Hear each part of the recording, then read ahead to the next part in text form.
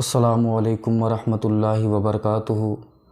عالی جناب محترم انور حسین صاحب فاضل نگر، ان کا سوال یہ ہے کہ کسی شخص نے اپنے سارے زیورات بینک میں گروی رکھ دیے اور 1 سال پورا ہو گیا، تو کیا ان زیورات پر بھی زکوٰۃ واجب ہوگی یا ان زیورات کی زکوٰۃ واجب نہیں ہوگی؟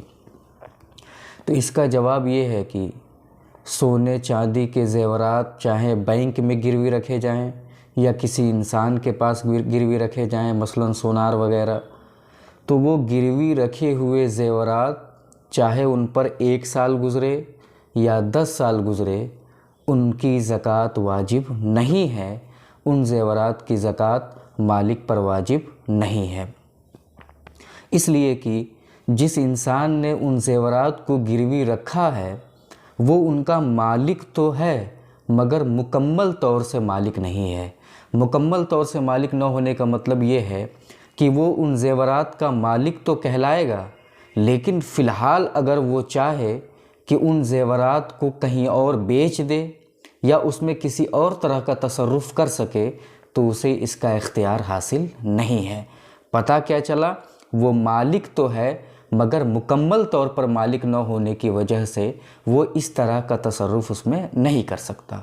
اور زکوٰۃ واجب ہونے کے لیے جو شرط لگائی جاتی ہے اس میں سے ایک شرط یہ بھی ہے کہ آدمی اپنے مال کا مکمل طور سے مالک ہو، کسی بھی طرح کی کمی اور نقصان اس میں نہ ہو۔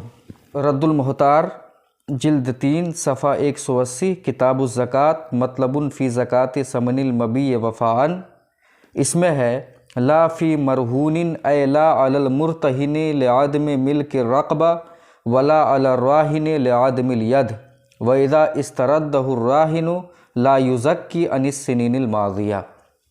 اس عبارت کا خلاصہ اور مطلب یہ ہے کہ جس نے اپنے سامان یعنی زیور کو گروی رکھا تو نہ گروی رکھنے والے پر اس سامان کی زکوٰۃ واجب ہے اور نہ ہی ان زیورات کی زکوٰۃ واجب ہے، اور نہ ہی جس کے پاس رکھا اس پر زکوٰۃ واجب ہے۔